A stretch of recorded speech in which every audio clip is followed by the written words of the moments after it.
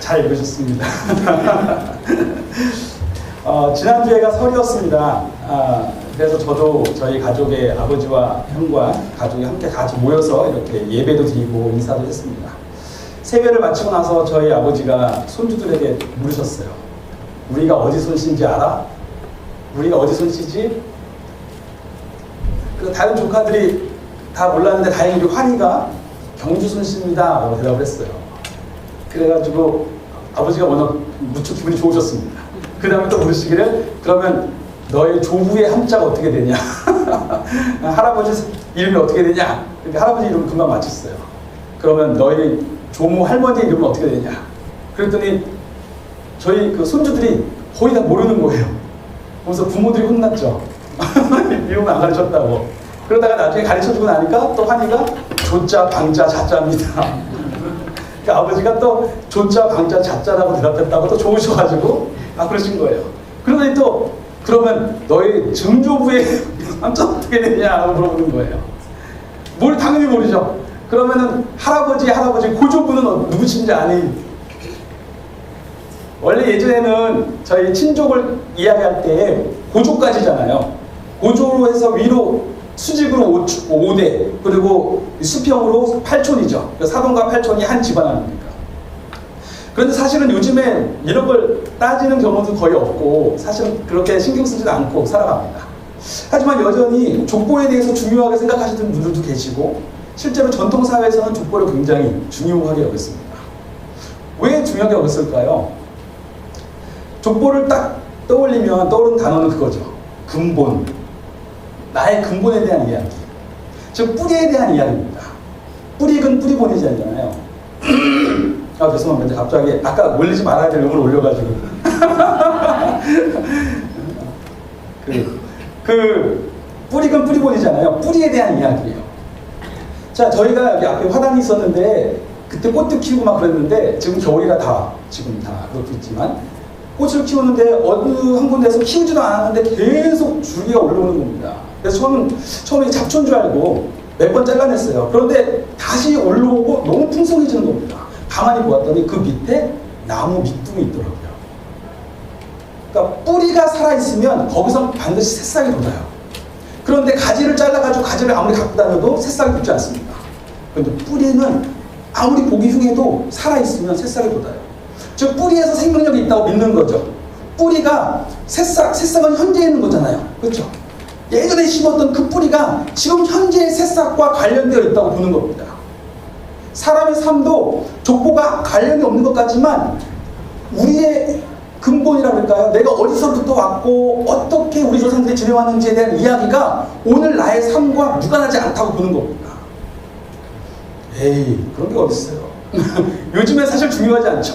하지만 사실 중요합니다. 병원에 가보세요. 제일 먼저 적는 게 뭡니까? 가족력이에요. 내 가족 중에 병이 있었는지 어떤 부위에 아픈 분이 계셨는지 물어봅니다. 분명히 저의 DNA에 저희 부모님의 가족력이 그대로 담겨져 있는 겁니다. 즉 오늘 나의 모습이 나의 부모들의 어떤 이야기들과 관련되어 있을 수 있다라고 하는 관점입니다. 성경에도 족보 이야기가 많이 나와요. 잘 아시는 것처럼 창세기를 보면 창세기 태초에 하나님이 천지를 창조하신다 말씀하시죠. 사실 한글을 읽었을 때 잘 느낌이 안 왔을 텐데 원래 히브리어에서 창세기를 부르는 이름이 여러 가지가 있는데 그 중에 하나가 뭐냐면 톨레라이트예요. 족보들이에요. 족보들 10개의 족보가 나옵니다. 실제로 10개의 족보가 보이지 않아요. 우리 눈에는. 그런데 거기선 족보가 10개가 있다고 믿어요. 하늘과 땅도 족보입니다.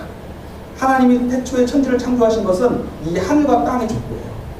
그렇게 족보가 나오고 우리가 생각하는 족보는 5장을 가면 아담의 족보가 나오고 10장을 가면 노아의 족보가 나오고 또 11장에 가면 셈 족보도 나오고 36장에 가면 에서의 족보도 나옵니다. 또 그 외에 야곱의 족보도 나오죠.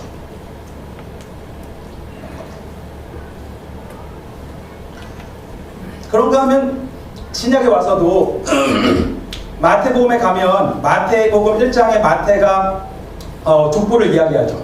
또 누가복음에 가면 누가복음 3장에 누가도 위에서부터 내려오는 족보가 아니라 밑에 예수님부터 위로 올라가면서 하나님까지 올라가는 족보 이야기가 나옵니다. 왜 성경은 이렇게 족보 이야기가 많을까? 읽기도 힘든데 읽다가 보면은 낙심하게 되잖아요. 그리고 내가 이런 이름까지 알아야 돼? 예전에 지하철을 탔는데 제가 성경 말씀을 읽었는데 옆에 앉으신 할아버지가 저를 보면서 그 어려운 다른 나라 사람들 족보를 읽느니 우리 조상들을 좀 알지 라고 말씀하시는 거예요. 얼마나 이름도 어렵습니까? 그런데 그 족보 이야기를 왜 할까? 이유는 하나예요. 그 옛 조상들의 이야기, 옛 믿음의 사람들의 이야기를 읽는 것이 오늘 우리의 삶과 관련이 있다 라는 메시지입니다. 기억하다라는 그 영어 단어가 원래 리멤버잖아요. 리멤버 할 때 리는 그 다시란 뜻이에요. 멤버는 우리가 멤버가 되지 않습니까? 멤버십을 가져라. 여기에 한 부분입니다. 우리와 하나가 되었습니다. 라고 이야기하지 않습니까? 리멤버는 다시 그 자리에 서는 거예요. 제가 예전에 둘, 셋. 예. 방송실에 예. 됐습니다. 갑자기 예. 제가 어디까지 했는지를 기억해야 돼요. 이게 이제 리멤버죠. 다시 하나가 되는 겁니다.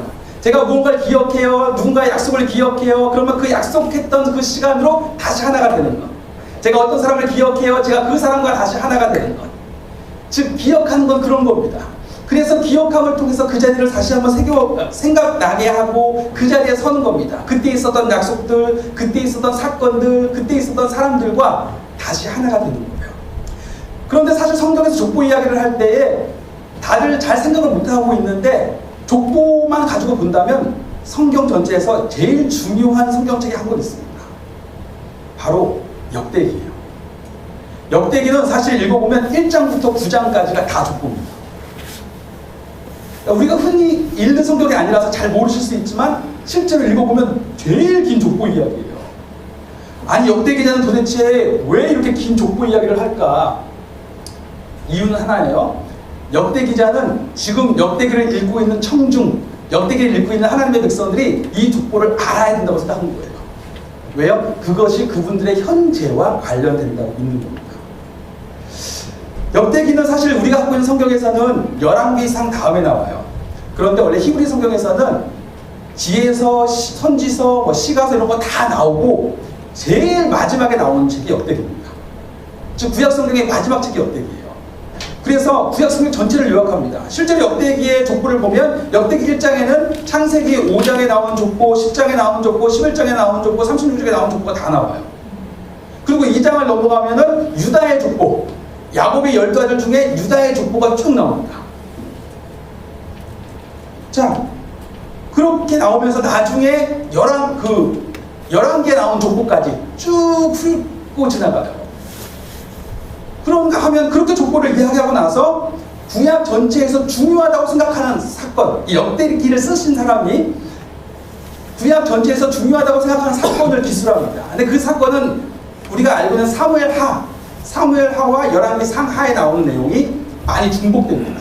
그렇게 해서 내용이 나와요. 즉 역대 기자가 이렇게 쓴 것은 자 역대기가 그 역대 기자가 이렇게 족보 이야기를 쓴 것은 이 족보가 갖고 있는 이야기 그리고 이후에 역대 기자가 기술하는 사건들의 이야기가 지금 이 말씀을 읽고 있는 청중과 관련되어 있다. 그래서 반복되는 얘기인데 이 얘기를 다시 한번 하는 거예요. 그럼 역대기의 청중은 어떤 사람일까? 역대기자가 역대기를 쓴 사람, 역대기자라고 합니다. 그 사람이 제일 먼저 염두에 두었던 사람들은 누구였을까? 그분들은 남유다가 멸망하고 나서요, 이스라엘 백성들이, 유다 백성들이 전부 다 바벨론에 끌려갑니다. 기원전 586년에 있었던 일이에요. 그리고 나서 이 바벨론에서 포로 생활을 하게 되는데 그 동안에 바벨론이 페르시아라는 나라한테 망하죠. 그래서 페르시아가 나라를 차지하고 그 나라의 첫 번째 왕이었던 고레스 왕은 약 70년이 흐르고 나서 고레스 왕은 유다 백성들이 다시 자기네 땅으로 돌아갈 수 있게 허락해 줍니다. 역대적인 다 역사적인 자료가 다 남아있는 이야기들이에요. 성경에만 나오는 얘기가 아니라 실제로 고대에 다 나오는 자료들입니다. 유다 백성들은 다 자기 땅에 돌아가서 그들의 성전을 짓고 페르시아의 왕자들을 위해서 기도하라. 이게 명령이었어요. 그래서 다 돌아오게 됩니다. 70년이 흘러갔어요. 70년이 흘러가면 어떻습니까? 한 3배가 바뀐 거잖아요. 그러면 사실 언어도 바뀌었습니다. 실제로 그 포로로 끌려가기 전에는 이스라엘 사람들은 히브리어라고 하는 언어를 썼지만 포로로 끌려가고 와서는 아람어를 씁니다. 즉 그 페르시아어죠. 페르시아어 혹은 저기 지금 아랍에서 쓰는 아람어 그쪽이에요. 그쪽 언어를 쓰게 돼요. 그래서 우리가 헬라어는 신약성경은 헬라어로 되었다고 얘기하지만 실제로 그것을 말할 때에는 아람어로 말했던 거예요. 예수님도 말씀하실 때 아람어로 말씀하셨던 겁니다. 예슈아라고 막 영어 보면 하잖아요. 다 아람어예요. 그래서 아빠 아버지라고 부르게 하셨다라고 했을 때 아빠는 친근하게 부르고 아버지는 그냥 딱 그 정식적으로 부른 게 아니라 거기서 원문으로 보면 아빠는 아람어, 그다음에 아버지는 헬라어. 즉 사람들한테 헬라어로 글을 쓰지만 사람들이 잘 이해할 수 있는 아람어로 당신들이 아람어로 아빠라고 부르는 그거를 얘기해 주면서 아빠, 그 아버지 하나님을 아빠라고 부를 수 있게 되었다라고 이야기하는 거예요. 똑같이 반복하는 거예요. 즉 언어도 바뀌었습니다. 사람들이 도대체 자기들이 어떻게 와서 여기까지 왔는지 거기서 태어난 세대들은 모를 거예요. 내가 왜 여기 와 있는지, 내가 왜 여기서 살아야 되는지 잘 모르고 살았을 겁니다. 그런데 어느 날 갑자기 하나님께서 고레스 왕을 감동해서 다시 돌아가게 하셨어요. 돌아가려고 하니까 내가 왜 돌아가야 되는지, 돌아가서 그 땅에서 왜 살아야 되는지, 그 땅에서 어떻게 살아야 되는지에 대한 고민이 있었을 거예요. 그런데 그 사람들을 대상으로 쓴 책이 역대기예요. 즉 역대기자는 이제 포로 생활을 마치고 돌아온 사람들, 타국 땅에서 태어나서 다시 조상들의 땅에 돌아온 사람들에게 그 사람들이 왜 여기서 살아야 되는지, 그리고 어떻게 살아야 되는지에 대한 이야기를 하는 책입니다.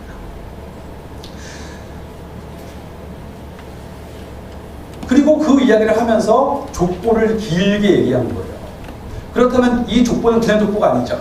이 족보에는 역대 기자가 말하고자 하는 어떤 포인트들이 담겨져 있습니다. 그냥 봤을 때는 이름만 나열되어 있는 것 같지만 자세히 들여다보면 역대 기자가 이 사람들이 지금 포로 생활을 마치고 온 사람들이 알아야 되는 어떤 포인트들에 초점을 두어서 쓰고 있다는 거예요. 그래서 오늘부터 4주 동안에는 그 포인트들을 한 가지씩 살펴보려고 합니다.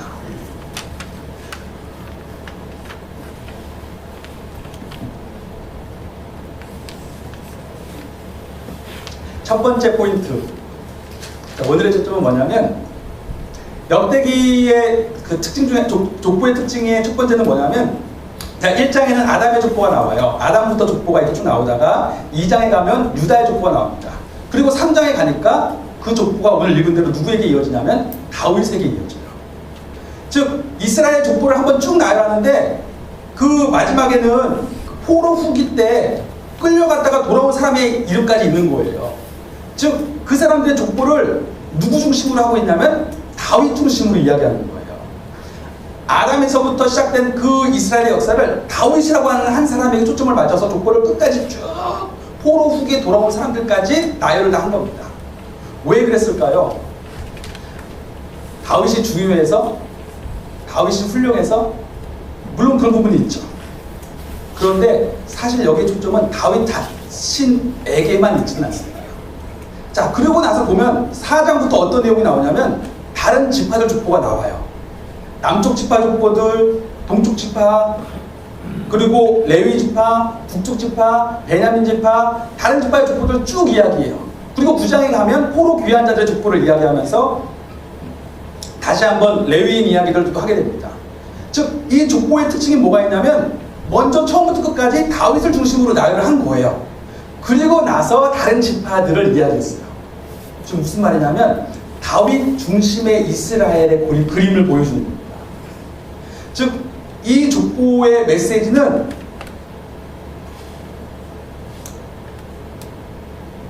하나 더 이야기하면 그 이후에 12장에 보면 다윗이 그 사울왕한테 쫓겨다닐 때 이야기가 잘 나와요. 그런데 어떤 얘기를 하냐면 다윗이 그 사울왕한테 쫓겨서 블레셋의 시글락이라고 하는 마을로 들어갔죠. 그런데 그때에 다윗을 돕겠다고 여기저기서 사람들이 왔어요. 어떤 사람들이냐면 다 쫓기는 사람들, 다윗도 쫓기는 사람들, 그 사람도 쫓기는 사람들 같이 온 거예요. 왔는데 처음에는 30인의 용사들 이야기가 나옵니다. 사무엘하 23장에도 나오는 사람들이에요. 굉장히 용장들. 그런데 사무엘하에는 나오지 않는 또 다른 사람들에 대한 이야기가 역대기에는 나옵니다. 이분들은 누구냐면 므낫세 지파에서 온 사람들, 갓 지파에서 온 사람들, 에브라임 지파에서 온 사람들, 그리고 아셀 지파에서 온 사람들. 즉 다윗이 사울에게 쫓기고 있을 때에 심지어 베냐민 지파, 사울의 지파인 베냐민 지파에까지 다른 지파에 속한 사람들이 다윗에게 몰려들었던 이야기를 하는 거예요. 즉 다윗을 중심으로 이스라엘이 다시 세워지고 있는 모습을 보여주는 겁니다. 즉 이 족보를 통해서 이 역대 기자가 하고자 하는 메시지 첫 번째는 다윗 왕의 백성이 되라는 겁니다. 이해되세요? 우리 저기 뒤에 난방기 좀 꺼줄래요?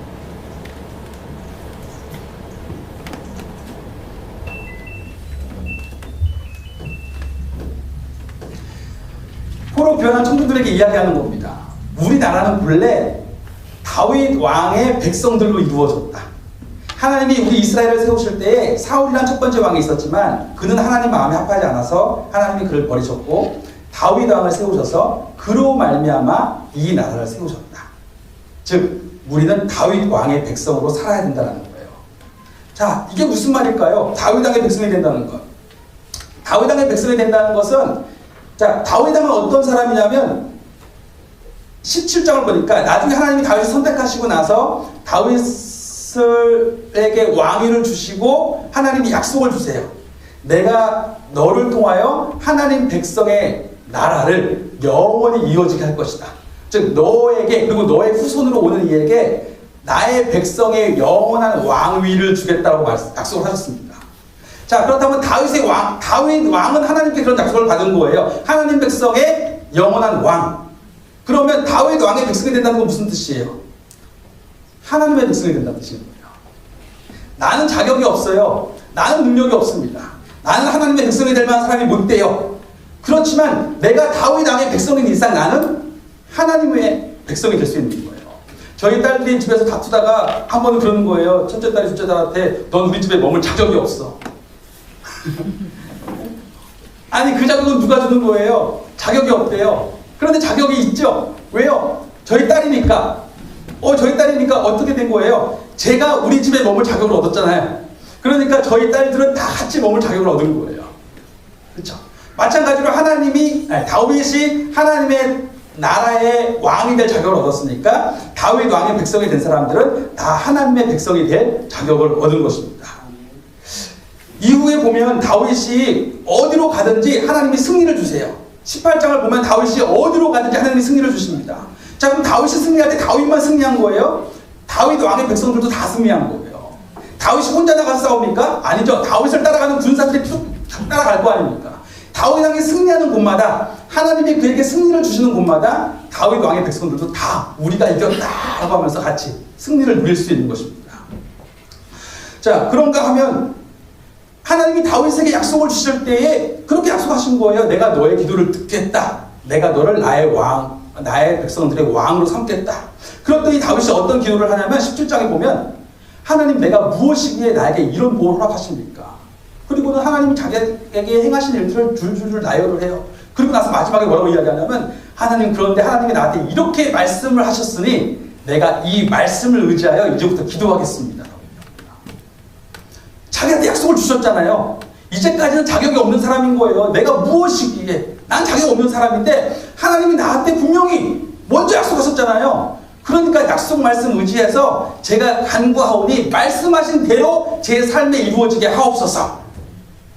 말씀하신 대로 제 삶 가운데 일어나게 하여 주시옵소서라고 고백해요. 그러면서 마지막에 이 복을 누리게 하여 주시옵소서 라고 기도하면서 마칩니다. 다윗 왕만 이렇게 기도할 수 있었을까요? 아니요. 다윗을 통하여 하나님의 백성이 된 사람들도 다 똑같은 기도를 할 수 있는 것이죠. 왜요? 내 왕이 그 자격을 얻었으니까. 그러니까 나도 다윗에게 주신 약속대로 하나님 저에게 약속하셨으니 약속하신 말씀대로 제게 이루어 주시옵소서. 그렇게 기도를 할 수 있는 것입니다.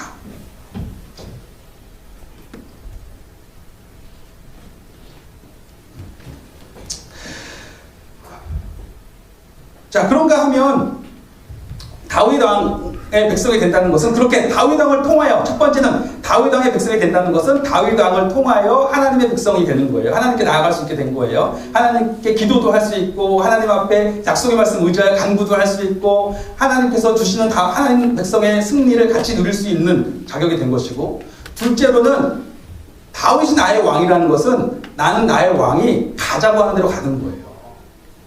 나의 왕이 이렇게 살아야 된다고 하면 사는 겁니다. 나의 왕을 본받아 살아가는 겁니다. 다윗 왕을 본받아 살아가는 거예요. 그러면 다윗 왕은 어떤 사람이었어요? 사무엘서에도 다윗 왕의 모습이 잘 나오지만 특별히 역대기에서 그리고 있는 다윗 왕의 모습은 어떻게 묘사되냐면 묻는 사람이에요. 하나님한테 묻는 사람. 그 10장을 한번 보면은 그 10장에 사울이 죽는 이야기가 나오거든요. 그런데 그 마지막에 보면 13절, 14절을 보면 이렇게 이야기합니다. 역대상 10장의 13절, 14절에 보면 사울이 죽은 것은 여호와께 범죄하였기 때문이라. 그가 여호와의 말씀을 지키지 아니하고 또 신접한 자에게 가르치기를 청하고 여호와께 묻지 아니하였으므로 여호와께서 그를 죽이시고 그 나라를 이새의 아들 다윗에게 넘겨주었더라. 사울은 어떤 사람이었냐면, 그러니까 사울이 나중에 죽게 되잖아요. 죽은 것은 하나님 앞에 범죄한 거예요. 그 범죄의 내용이 뭐냐면 하나님의 말씀을 불순종했어요. 지키지 않았어요. 그러면서 하나님 대신 누구에게 갔냐면 그 무당에게 가서 자기 앞날을 물어봤죠. 그러면서 여호와께 묻지 않는 거예요. 실제로 13장에 보면 13장에 다윗이 그 법궤를 가지고 오면서 3절에 보면 그런 이야기를 해요. 우리가 하나님의 궤를 우리에게로 옮겨오자 사울 때에는 우리가 궤 앞에서 묻지 않았다. 즉 묻지 않은 사람이었어요. 무슨 일을 하든지 간에 하나님께 묻지 않고 그냥 자기가 결정하는 사람이었어요. 그러면 다윗은 어떤 사람이었겠어요? 그렇게 묻지 않았던 사울을 하나님이 버리셨어요. 그러면 하나님이 다윗을 선택한 이유는 뭐겠어요? 그는 하나님 앞에 묻는 사람이었던 거예요. 어떤 일을 만나든지 하나님 앞에 묻는 사람. 그러면 하나님께 묻는다는 거. 실제로 14장을 볼까요? 14장을 보면 14장의 10절을 보면 다윗이 하나님께 물어 가로되 내가 블레셋 사람을 치러 올라가니까, 또 14절을 보니까 블레셋 사람들이 다시 골짜기를 침범했을 때 다윗이 또 하나님께 묻자오는데, 다윗은 계속 물어요. 하나님 앞에 묻습니다. 자, 묻는다는 건 무슨 뜻일까요? 먼저는 그 궤 앞에서, 하나님의 법궤 앞에서 묻는 어떤 제의적인 기도를 의미하는 걸 겁니다. 마치 여러분이 우리가 지금 예배 자리에 나온 것처럼 예배 자리에 나오거나 혹은 기도의 자리에 나와서 묻는 것을 이야기할 수 있습니다. 그런데 사실은 더 근본적인 의미가 있는 거예요. 왜 여기 나와셨어요? 라고 묻는 거죠. 우리는 왜 기도하는가? 우리는 왜 예배의 자리에 나아가는가? 즉 묻는다는 것은 다윗의 마음 가운데 하나님을 의지하는 마음이 있는 겁니다. 하나님을 의지하니까 어떤 일을 만나든지 간에 하나님을 의지하는 마음이 있으니까 기도를 하는 거죠. 하나님을 의지하는 마음이 있으니까 예배 자리에 먼저 나오는 거죠. 실제로 다윗이 나중에 이야기해요. 16장에 사람들의 앞에서 찬양하면서 여호와와 그의 능력을 구하여라. 항상 그의 얼굴을 구하여라. 항상 그의 얼굴을 찾을지어다. 라고 이야기합니다.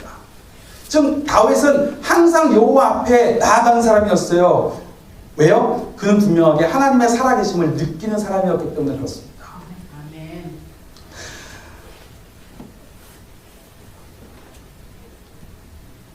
15장에 다윗이 법궤를 가져오려고 해요. 다윗이 자기가 왕이 되고 나서 하나님의 법궤가 사울 왕 때 멀리 떨어져 있었던 것을 보았기 때문에 그 법궤를 자신의 왕궁에 있는 곳으로 가져오려고 합니다. 가져오려고 하다가 첫 번째 13장에서는 우사라고 하는 사람이 그 법궤를 수레에 끌고 제사장의 앞에 나오다가 하나님이 그것에 대해서 화를 내셔서 법궤가 흔들리니까 그 법궤를 잡겠다고 잡았다가 하나님한테 죽임을 당했죠. 법궤가 떨어지는 걸 잡았는데 왜 죽임을 당했지? 라고 생각할 수 있는데 여러 가지 얘기를 할 수 있겠지만 나중에 15장에 한 얘기를 들으면 그거예요. 사실 법궤는 매게 되어 있는 거예요. 법궤는 수레에 끌고 오면 되는 게 아니라 매게 되어 있는데 우사라고 하는 제사장은 오랫동안 법궤 앞에서 제사장 노릇하던 사람이에요. 그러니까 자신이 수레 법궤를 끌고 다니는 거예요. 그냥 자신이 그 앞에서 자기 소견에 오른 대로 하는 겁니다. 그런데 다윗은 그것을 두려워해요. 우사가 죽는 것을 보고 나서 정말 두려워서 법궤를 매야 된다 라고 하면서 그 말씀대로 살려고 합니다. 자, 그런가 하면 16장 17장을 보면 다윗이 굉장히 잘 돼가지고 그 전성기를 누리거든요. 그러니까 다윗이 자기 같은 사람을 이렇게 전성기를 누리게 하신, 큰 왕이 되게 하신 하나님께 감사하니까 어떤 고백을 하게 되냐면, 제가 하나님을 위해서 하나님의 집, 성전을 하나 짓고 싶습니다. 나는 하나님이 세우신 이 왕은 이렇게 좋은 궁전에 머무는데 하나님의 법궤는 저 천막에 머문다는 게 말이 됩니까? 제가 멋지게 짓겠습니다 라고 이야기해요.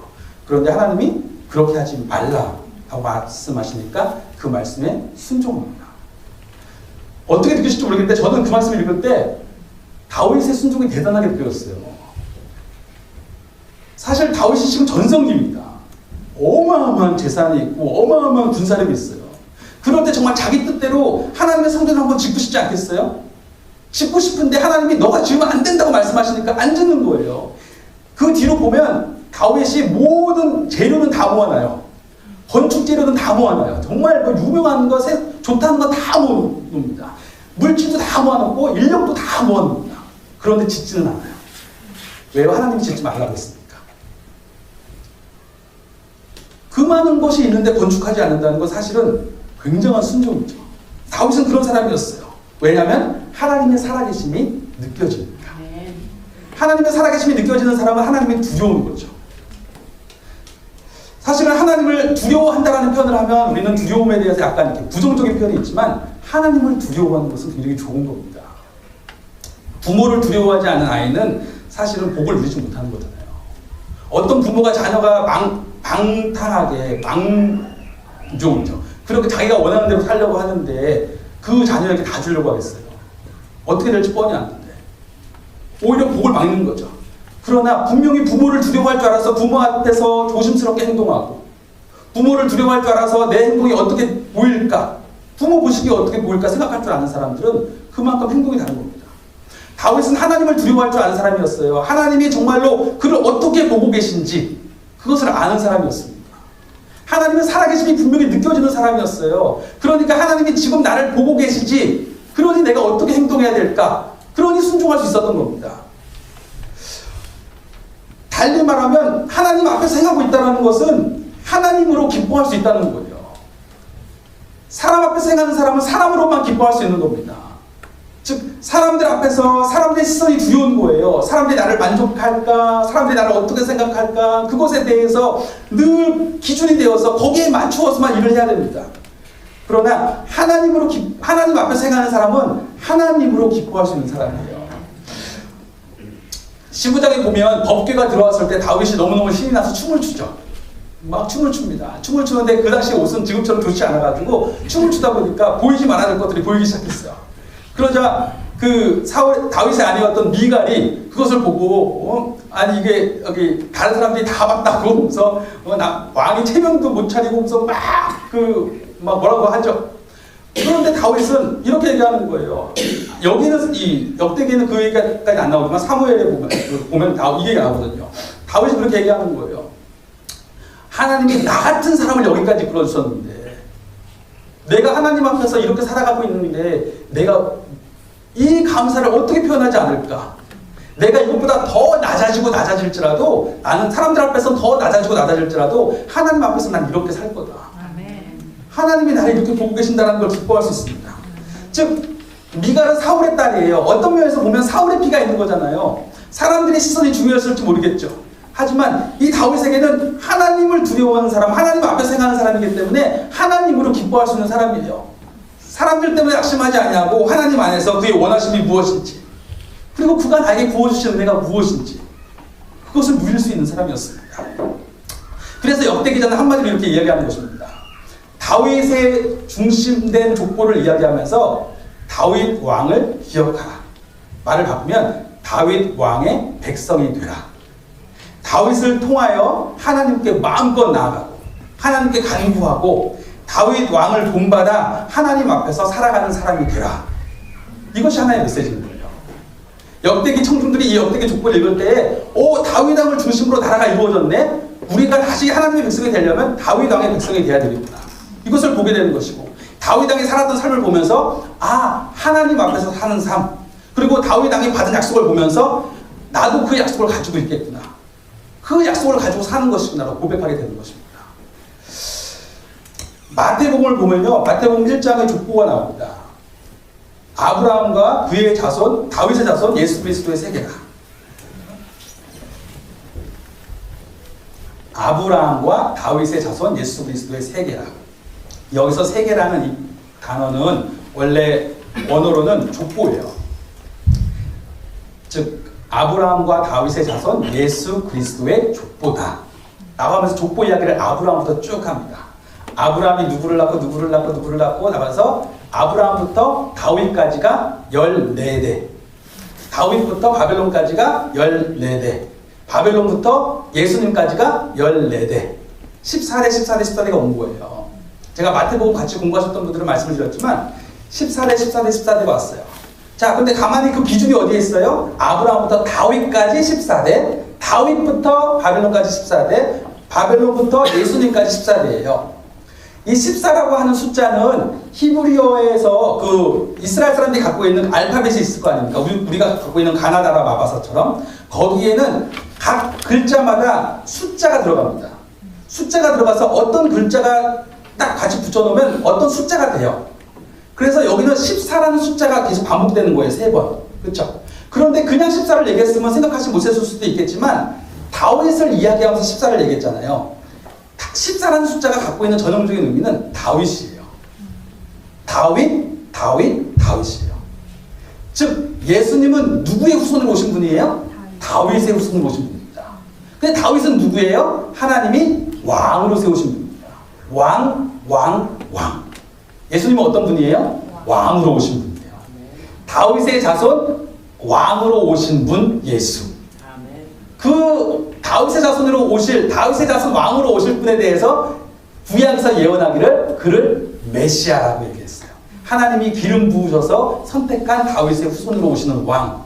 신약에서 그 왕을, 메시아를 신약 헬라어로 번역하니까 그리스도. 그래서 예수가 다윗의 자손 왕으로 오신 그리스도다. 이것이 바로 그리스도라는 고백입니다.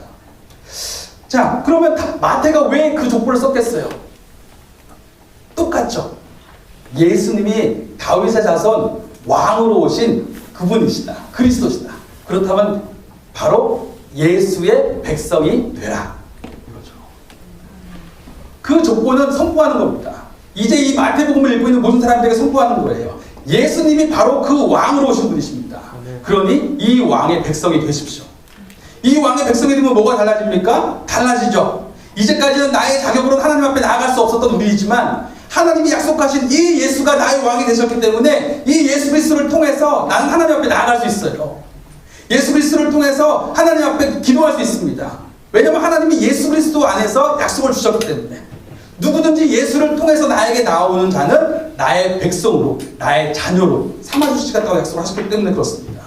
실제로 예수님이 말씀하시죠. 예수님이 그 제자들에게 말씀하시잖아요. 14장을 보니까 요한복음 14장을 보면 그런 말씀하세요. 너희가 내 이름으로 무엇을 구하든지 내가 행하리니 이는 아버지로 하여금 아들로 말미암아 영광을 받으시게 하려 함이라. 내 이름으로 무엇이든지 내게 구하면 내가 행하리라. 그렇게 말씀하시고 또 16장을 보고 나니까 16장 23절에 그날에는 너희가 아무것도 내게 묻지 아니하리라. 내가 진실로 너희에게 이르노니 너희가 무엇이든지 아버지께 구하는 것을 내 이름으로 주시리라. 지금까지는 너희가 내 이름으로 아무것도 구하지 아니하였으나 구하라. 그리하면 받으리니 너희 기쁨이 충만하리라. 즉 예수 그리스도 안에 있기 때문에 우리에게 주어진 자격은 예수 그리스도가 내 왕이기 때문에 하나님의 약속으로 오신 다윗의 자손으로 오신 그 왕으로 오신 그리스도이시기 때문에 그의 백성이 된 사람은 그리스도의 약속을 통해서 하나님께 기도할 수 있다 하는 거예요. 하나님 앞에 나아갈 수 있다라고 이야기하는 것입니다. 그리고 그리스도께서 승리하신 그 승리를 의지해서 나는 부족하고 자격이 없지만 나는 예수님의 승리를 의지해서 하나님의 백성으로 하나님이 예수 그리스도께 주신 그 승리의 자리에 저도 가 있을 수 있는 거예요. 하나님께서 예수님께 이 세상의 모든 영광이 너의 것이라고 말씀하셨거든요. 온 땅의 왕으로 삼으셨거든요. 그러면 나는 그의 백성이니까 내가 서 있는 이곳은 누구의 땅? 내 왕의 땅이에요. 내 왕이 다스리시는 자리. 어느 삶의 자리에 있든지 간에 선포하는 겁니다. 이 자리는 내 왕 예수께 속한 자리입니다. 그러면 나도 그 자리에서 내 왕의 승리, 통치를 누리는 겁니다. 자, 그런가 하면 예수 그리스도의 백성이 된다는 것은 예수 그리스도를 따르는 거예요. 내 왕을 따라 살아가는 겁니다. 예수 그리스도를 본받아서 그가 하나님 앞에서 행했던 대로 살아가는 것입니다. 예수님이 어떤 삶을 보여주셨어요? 하나님 앞에서 행했던 겁니다. 하나님을 두려워하고 그리고 하나님을 기뻐하고 하나님이 원하셨던 길을 잠잠히 걸어갔을 수 있었던 분. 세상 사람들이 그를 몰라주고 알아주지 못했지만 십자가의 길을 하나님 바라보고 하나님의 계획을 신뢰하고 그 길을 걸어갈 수 있었던 분. 그 분이 예수님이십니다. 우리 왕이 그런 분이라면 나도 똑같이 그런 길을 걸어가는 거예요. 하나님의 다스리심을 신뢰하고 하나님의 살아계심을 바라보면서 그 하나님의 원하시는 길을 걸어갈 수 있는 사람들. 다윗의 자손 예수 그리스도의 백성으로 살아가라. 이것이 예수님을 믿는 것의 의미입니다. 그런데 중요한 것은 우리가 자주 그 사실을 놓치죠. 살아가면서 이 사실을 기억하고 사는 게 쉽지 않습니다. 분명히 나는 예수 그리스도의 백성이 되었는데 내 왕 예수 그리스도를 통해서 달라진 삶을 누릴 수 있는데 그 삶을 누리지 못해요. 마치 기억상실증 걸린 사람들이 어떻습니까? 자신이 누구인지 몰라요. 자신에게 속한 것이 무엇인지 모릅니다. 그러니까 그것을 누리지 못해요. 분명히 내 것인데 내 것으로 누리지 못해요. 내 거라고 선포할 수 있는데 선포하지 못합니다. 내 땅이라고 선포할 수 있는데 선포하지 못해요. 내가 해야 될 일이라고 말해야 되는데 그것을 모릅니다. 그럼 어떻게 해야 될까? 어떻게 우리는 내가 예수 그리스도의 백성인 것을 기억해야 될까? 이 역대기가 가르쳐주는 중요한 하나의 팁이 있는데 그 팁은 무엇이냐면 다윗 왕의 백성으로 살아가려면 어떻게 살아야 되는가에 대한 팁이 하나 있습니다. 그것이 무엇이냐면 힘을 빼야 돼요. 무슨 말이냐면 이 다윗 왕 이후에 왕들의 이야기가 쭉 나와요. 그런데 보니까 이 사람들이 다윗의 길로 행하는 왕이 있고 다윗의 길로 행하지 않는 왕이 있죠. 근데 대부분 다윗의 길로 행하지 못하는 사람들이 많았어요. 그런데 그 왕들의 특징이 뭐냐면 강성하니까 그 이후에 무언가 잘 되잖아요. 삶이 잘 되니까 하나님을 기억하지 못하는 거예요. 내 왕이 왜 필요하겠어요? 내 왕이 왜 의지되겠어요? 내가 부족하니까. 내 힘으로 하나님께 나아가지 못하니까 내 왕을 의지할 텐데 내가 충분히 스스로 충분한 거예요. 그러니까 나아가지 못합니다. 실제로 그렇지 않습니까? 연세가 드셔도 이렇게 우리 연세 드신 분들 계시지만 이렇게 말씀드려서 죄송하지만 연세가 드셔도 어떤 분들은 귀가 열리지만 어떤 분들은 아집이 생긴다고 얘기하잖아요. 솔직히 저도 마찬가지겠죠. 사람이 다 비슷하잖아요. 그러니까 연세 드신 분들은 제가 필라면 아니에요. 저도 마찬가지고 아집이 생긴다고 하잖아요. 그러니까 사람이 자신이 모든 사람들이 나아가면서 귀가 열리는 게 아니라는 겁니다. 아집이 생길 수도 있어요. 그것이 사람의 모습입니다. 실제로 여기를 보니까 강성하면서 어떻게 돼요? 강성하면서 왕들이 점점 하나님을 잊게 되는 사람들로 생깁니다. 그런데 이게 이 왕들의 이야기뿐이 아니죠. 저도 마찬가지잖아요. 우리 모두 다 마찬가지 아닙니까? 제가 돈이 많고, 제가 자리가 높고, 삶이 다 잘 되면 하나님을 찾고 싶은 마음이 없을 거 아니에요. 그러니까 어떤 면에서 보면 우리가 예수님을 믿는다는 것은 어마어마한 기적입니다. 어마어마한 기적이에요. 사실은 다 그렇게 살아왔거든요. 이것은 어떤 누구의 이야기가 아니라 우리 모두는 다 그렇게 살아왔거든요. 내가 내 삶의 왕이 되어서. 예수님이 탄생하셨을 때 동방박사들이 유대에 찾아와서 이 땅에 왕으로 오신 이를 경배하러 왔노라라고 이야기합니다. 그러자 온 예루살렘이 소동이 벌어졌어요. 그리고 가장 그 소동의 중심에 있는 사람은 헤롯 왕이었습니다. 헤롯 왕이 얼마나 화가 났겠어요. 내가 왕인데. 아니 내가 왕인데 누가 왕이 있다는 거야? 라고 얘기했겠죠. 그런데 사실은 그 헤롯 같은 모습이 바로 누구에게 있습니까? 우리 안에 다 있는 거예요. 예수님이 오늘날 오셔서 우리 삶의 왕이 되신다고 했을 때에 우리 다 당황하는 겁니다. 아니 내가 왕인데 이제까지도 하나님 없이 잘 살았는데 이제까지도 예수님 모르고 잘 살았는데 뭘 내가 왕을 모셔야 된다는 거야. 그래서 바뀌기가 쉽지 않은 거죠. 즉 내가 갑자기 내 인생의 주인으로 살다가 예수님이 나의 왕이 돼서 산다는 것은 말 그대로 생명이 바뀌는 거잖아요. 기적이죠. 기적입니다.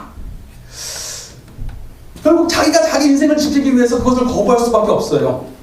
그리고 그렇게 될 때에 사실 우리 마음에 그렇게 될 때 자신이 자신의 왕위를 지켜내려고 할 때에 그것을 지켜내기 위해서 우리는 분투합니다. 헤롯의 삶이 어땠는지 아세요? 헤롯의 삶이 헤롯이 실제로 역사적으로 헤롯이라는 왕이 대단한 왕입니다. 건축적으로도 굉장히 유명하고 그 당시에 사실은 그 로마시아에서 있었던 소국 중에서 헤롯처럼 잘 다스린 사람이 없어요. 그런데 헤롯이 특징이 뭐냐면 늘 불안했어요. 왕위를 빼앗길까 봐.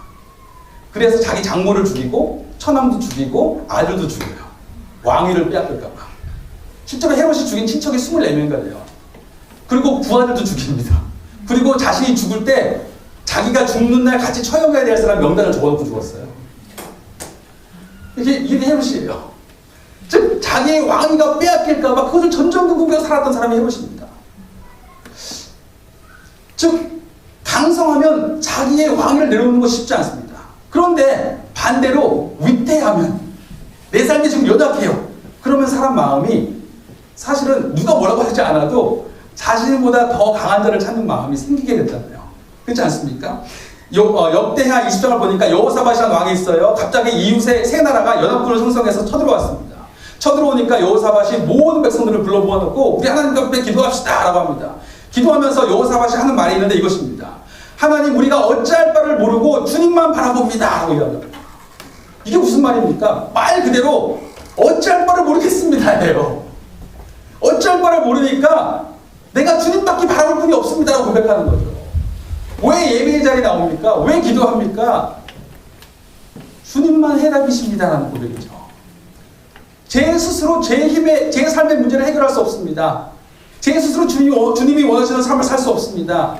제 스스로 하나님 백성의 삶을 살 수 없습니다라는 걸 알고 있는 거죠.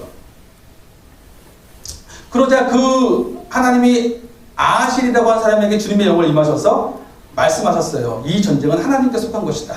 그리고 나자 그 다음날 여호사밧이 그 말씀을 듣고 힘이 100배에서 앞에 나가서 얘기합니다. 군대를 출정시키면서 여호와를 신뢰하라. 그의 선지자를 신뢰하라. 무슨 말입니까?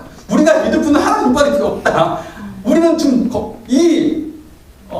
물질적으로 사람적으로 숫자도 적고 군사력도 약하지만 하나님밖에 믿을 분이 없는데 그분이 이긴다고 말씀하셨으니까 믿고 가는 거예요. 그리고 선지자를 신뢰한다는 것은 선지자는 하나님의 말씀을 전하는 사람이잖아요. 하나님의 말씀을 신뢰하라는 거죠. 그 말씀 외에는 의지할 것이 없다고 이야기하는 것입니다. 실제로 우리 삶이 그렇지 않습니까?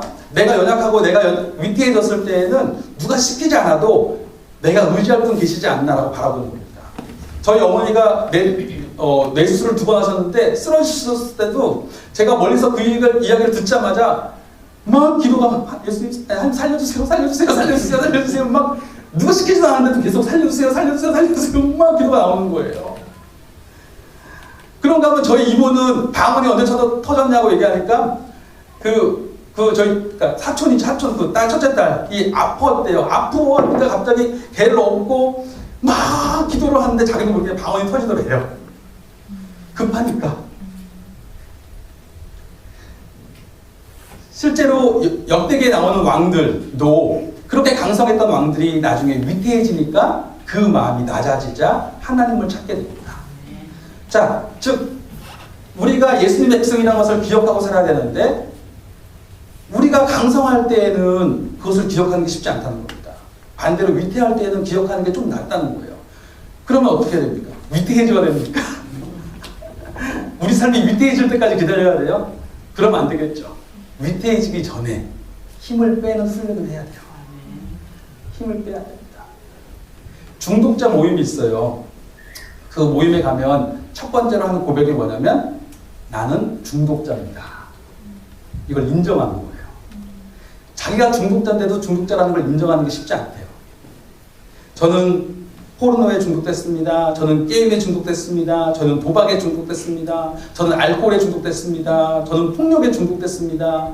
이거를 다 사람들 앞에서, 같이 모인 사람들 앞에서 계속 만날 때마다 얘기하는 거예요. 저는 중독되어 있는 사람입니다. 이게 무슨 뜻입니까? 저는 제 힘으로 못 고칩니다. 저는 제 힘으로는 가능성이 없는 사람입니다. 제 힘으로 이 중독에서 빠져나올 소망이 없는 사람입니다. 이 이야기를 하는 거예요. 저는 중독된 사람입니다. 그리고 제 힘으로는 도저히 이 상황을 바꿀 수 없는 사람입니다. 그런데 놀라운 거는요, 그렇게 고백하다 보니까 자연스럽게 다음 단계로 그들이 어떻게 되냐면 절대자를 바라보기 시작한 겁니다. 내가 고칠 수 없다면 나를 만드신 분, 나를 고치실 수 있는 누군가가 있겠구나 라는 생각을 하게 되는 것이고, 정말로 하나님을 찾게 되는 거예요. 그렇게 하나님을 만나게 된 사람들의 이야기가 있어요. 우리도 마찬가지겠죠. 우리도 스스로 왕노릇하려고 하는 삶에 중독되어 있는 거예요. 그렇죠? 저도 마찬가지고 여전히 신앙생활 하지만 스스로 주인되어 살려고 하는 모습이 우리 가운데 있지 않습니까? 여전히 왕노릇하는 삶에 중독되어서 내 인생을 스스로 책임지고 스스로 결정하고 스스로 지켜내려는 모습이 우리 가운데 있습니다. 그런데 그런 모습들을 하나님 앞에 자꾸 자백하는 거예요. 고백하는 거예요. 그 훈련을 해야 되는 겁니다. 저는 하나님, 저는 제 스스로 왕노릇하는 삶에 중독되어 있습니다. 제 스스로 저의 삶을 이끌어가는 삶에 중독되어 있습니다. 그리고 이 삶에서 저 스스로 나올 수가 없습니다. 그런데 하나님께서 예수 그리스도를 통해서 제게 약속을 주셨습니다. 제가 자격이 없지만 예수 그리스도 내 왕을 통하여 나아가오니 주님의 성령으로 나를 고쳐주십시오. 즉 내가 자격이 없다라는 것, 내가 이런 상태라는 걸 얘기하고 내가 고칠 능력이 없다라는 걸 보게 될 때에 자연스럽게 그러면 내가 어떻게 고침받을 수 있을까? 하나님이 주신 약속을 보게 되는 거죠. 그리고 하나님이 주신 약속을 바라보게 될 때에 그 그리스도를 바라보게 될 때에 그리스도를 통하여 나를 고치실 하나님을 기대하는 거예요. 그런데 기도하는 겁니다. 성령으로 나를 고쳐주시옵소서. 그래서 실제로 우리 믿음의 선조들은 기도한 것 중에 유명한 것이 예수의 기도라는 게 있어요. 아실 수 있겠지만 주 예수님 저를 불쌍히 여겨 주시옵소서. 이 한 줄. 이 한 줄의 기도를 수시로 하는 거예요. 주 예수님 저를 불쌍히 여겨 주시옵소서. 주 예수님 저를 불쌍히 여겨 주시옵소서. 주 예수님 저를 불쌍히 여겨 주시옵소서. 주 예수님 저를 불쌍히 여겨 주시옵소서. 주 예수님 저를 불쌍히 여겨 주시옵소서. 계속 기도하는 거예요. 그냥 수시로 마음이 올 때마다 나는 불쌍히 여김을 받아야 되는 사람, 도저히 제 스스로 고침받을 수 없는 사람, 저는 그런 사람입니다. 그러나 주 예수님, 나의 왕 되신 예수 그리스도의 약속 의지하여 나아가오니 저를 고쳐주시옵소서. 그 기도가 되었는 것입니다. 분명한 것은 내가 그렇게 힘을 빼는 훈련을 통해서 예수 그리스도가 나의 왕 되심을 고백하며 하나님 앞에 나아갈 때에 우리가 그렇게 하나님을 만나게 될 때에 우리가 얻게 되는 것은 평안과 생명이라는 것입니다.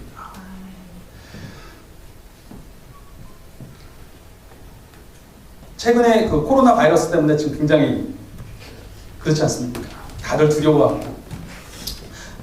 말 그대로 죽음의 공포가 우리를 엄습합니다. 그렇죠? 다 마스크 끼고 다니시죠? 저도 마스크를 평소 때 가급적 끼려고 노력을 하고 있는데 하지만 어떤 분들 보니까 방독면도 쓰시고 어떤 분들 보니까 이게 뭐예요? 물안경도 쓰시고 거기까지 하는 것도 그럴 수 있겠다고 생각했지만 점점 사람들이 서로를 비난하기 시작하는 거예요. 3번 환자가 해열제를 먹고 돌아다니다가 6번 환자가 감염이 됐다는 거예요. 3번 환자를 비난하기 시작합니다. 집에서 가만히 있으면 그렇지 왜 돌아다녀가지고 3번 환자분께서 자기가 걸린 걸 알고 계셨겠어요? 설마? 알고 걸었으면 알고 나가셔서 일부러 감염시켰으면 나쁘신 분이지만 그런 거 아니잖아요. 그런가 하면 중국인들만 비난하는 거예요. 중국인들 오지 마라 이러잖아요. 중국인들을 괜히 혐오하고 그런가 하면 서양에서 어떤 줄 아세요? 서양에서는 동양인들을 비난해요. 우리는 여기서 가까이 있으니까 한국이 다른 것 같죠? 그래서 비난하죠. 서양에서는 한국인도 오지 마라 이러는 거예요. 사람들이 서로를 혐오하기 시작합니다. 비난하기 시작해요. 누군가에게 책임을 전가하기 시작합니다. 가만히 생각해보면 저희 수시로 솔직히 힘들 때 그런 말씀 하지 않으셨어요? 에이 죽고 싶다. 그렇게 죽고 싶다고 말씀하시던 분이 어지간히 살고 싶으신 거예요, 지금. 솔직히 운전하다가 지금 우리나라의 코로나 바이러스 때문에 지금 아직 사망자 한 분도 안 계시고 다행히 다 치시고 잘 되고 계신데요. 그런데 그 운전하다가 매일 죽는 분이 얼마나 많을까요? 혹은 독감 때문에 돌아가시는 분, 혹은 자살하시는 분들도 계실 수 있고 여러 가지 사람 있잖아요. 그런데 운전하나 독감이나 그런 거에는 아무렇지도 않으면서 갑자기 코로나 바이러스가 막 이 얘기 나오니까 다 죽음의 공포에 덜덜덜 떨기 시작하니까 사람이 이렇게 되는 겁니다. 죽음의 공포에 사로잡히면 삶을 삶답게 살지 못하는 거죠. 분명히 대비해야죠. 예방해야죠. 저도 손도 잘 씻어야 되고 당연히 만약에 내가 기침이 날 것 같으면 당연히 가려야 되는 것도 예의고 마스크 써야 되는 것도 예의고 할 수 있어야 됩니다. 그렇지만 그것 때문에 만나야 될 사람들도 만나지 못해요. 스스로 고립합니다. 아예 집에서 나가지 않는 거예요. 아예 나가지도 않고 사람들도 안 만나고. 그런데 이렇게 얘기하면 그렇지만 그 예전에 그런 얘기 있잖아요. 사형수가 단두대에 올라가다가 발을 헛디뎌가지고 넘어진 거예요. 그러면서 죽을 뻔했네. 그렇게 올라가는 거예요. 방독면 쓰고 다니다가 넘어질까 봐 걱정돼요. 그분 보면서 저는 운전하다가 혹시라도 사람이 어떻게 죽을지 어떻게 합니까 도대체. 나는 그렇게 안 죽으려고 했는데 하나님이 나를 거두어 가시면 어떡할 거예요. 그러면 내가 그거 두려워서 만나지 않았던 사람 다시는 못 만납니다. 내가 그게 겁나서 하지 않았던 일을 다시는 못합니다. 내가 그게 두려워서 누리지 못했던 것들 다시는 못 누립니다. 죽으면 끝이에요. 어떻게 오는지 알 수 없는 죽음을 피하려고 지금 살아있기 때문에 살아있기 때문에 누릴 수 있는 소중한 만남, 배움, 시간, 공간, 느낌, 관계 다 못 누린 겁니다. 그러나 내가 삶에 대한 주도권을 내려놓고 하나님께 나아가면 달라집니다. 예수와 함께 나아가면 달라지는 거죠. 내 생명이 주님께 있습니다. 오해하지 마세요. 나는 예수 믿는 사람은 절대로 바이러스 안 걸려 이런 의미가 아니에요. 대기도 하고 준비도 하지만 생명은 기본적으로 하나님께 있습니다. 죽기 전에는 절대 안 죽는 거예요. 하나님이 생명을 거두시기 전에는 절대 안 죽습니다. 오히려 우리는 죽음 앞에서 배웁니다. 죽음 앞에서 삶의 가치를 배워요. 죽음을 바라보니까 내 삶이 내가 원하는 대로 가는 게 아니구나. 죽음이 눈앞에 왔을 때 사람들이 막 두려워하는 모습을 보면서 오히려 내 삶이 내가 원하는 대로 언제까지나 지속되는 것이 아니구나. 언제든지 하나님이 나를 부르시면 가야 되는 삶이구나. 내가 이렇게 지키고 있던 숨, 매일같이 아무렇지도 않게 내뱉고 들이셨던 이 숨이 내 것이 아니었구나. 하나님이 어느 날 이 숨을 거두어 가시면 나에게는 하나도 숨이 남아있지 않구나 하는 겁니다. 그러면 어떻게 해야겠어요? 이 숨을 거두어 가실 분을 기억하는 겁니다. 결국 숨을 주신 분이 숨을 거두어 가실 것이고 그날에 나는 아무것도 할 수 있는 것이 없구나. 그러므로 하나님을 기억하며 살아가는 것입니다. 그 하나님 앞에서 행하는 것이죠. 참된 두려움 앞에 붙들리는 거예요. 하나님에 대한 두려움도 붙들려 살아가는 것입니다. 그리고 어떻게 됩니까? 하나님 앞에서 살아가니까 오늘 주어진 삶이 단 거예요. 하나님이 나를 언제 거두어가실지 모르잖아요. 그러면 오늘 하나님이 나에게 은혜로 허락하신 이 삶을 최선으로 다 살아갈 수 있는 것입니다. 오늘 아침에 눈 뜨면 날마다 새 생명이잖아요. 오늘 나에게 주신 이 삶에 기뻐하고 감사하고 살아가면서 누군가를 비난하고 죽음의 공포에 사로잡혀서 누군가를 혐오하고 그런 것이 아니라 서로 대비하지만 같이 협력하고 혹시 도울 일이 없는지 살펴보고 나에게 주신 오늘 할 수 있는 진정한 삶을 살 수 있게 되는 것입니다. 왜요? 우리는 하나님이 일하신다는 것을 믿는 사람들입니다. 하나님이 우리의 삶의 모습들을 하나하나 다 사용하신다는 것을 믿는 사람들입니다. 세상 사람들은 어떻게 볼지 모르겠습니다. 아이고 자기 자신의 삶을 자기가 주도해서 삶을 이루어야지 괜히 이루지 못하니까 약해 빠져가지고 저런다라고 생각할지도 모르겠습니다. 맞아요. 약합니다. 약해서 주님을 바라봅니다. 저는 제 삶을 제가 원하는 대로 살아갈 자신이 없습니다. 그래서 예수님을 바라보고 하나님의 약속 예수 왕을 바라보고 예수 왕을 통해서 하나님께 나아갑니다. 그리고 저는 그 안에서 세상에서 얻지 못했던 평안과 능력을 얻습니다. 역대기는 이렇게 고백합니다. 다윗 왕의 백성이 되라. 그리고 역대기를 통해서 오늘 우리에게 주시는 메시지는 그것입니다. 다윗의 자손 예수 그리스도의 백성이 되십시오. 예수 왕과 하나가 되십시오. 예수 왕의 백성이 되십시오. 예수 왕의 약속을 가지고 하나님 앞에서 살아가시고 그의 성령으로 살아가십시오. 그것이 생명의 길입니다. 같이 기도하겠습니다.